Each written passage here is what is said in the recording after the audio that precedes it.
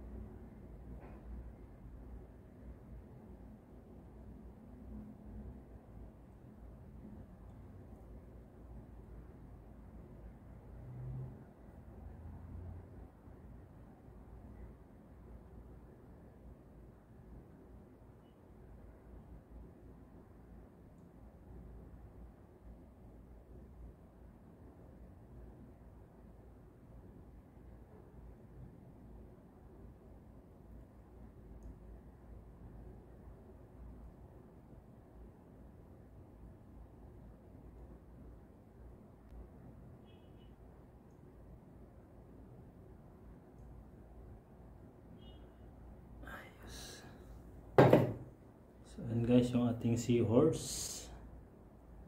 So that's it.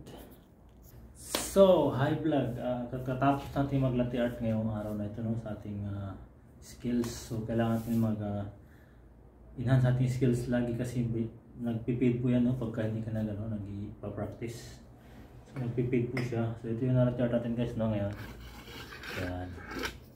So yan guys ang ating latte art. So yan. Yan po ang ating latte art ngayon. Ito, ininom ko na ito eh.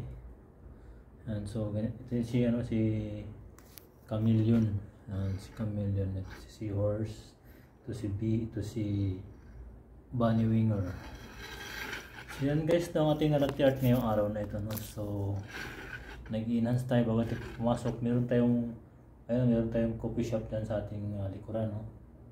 So yan po yung ating coffee shop. Sa bahay lang po tayo nag-latte art, nagpo-practice, nag-enhance ng mga skills natin. So mahalaga talaga guys na meron tayong coffee shop sa ating bahay, no?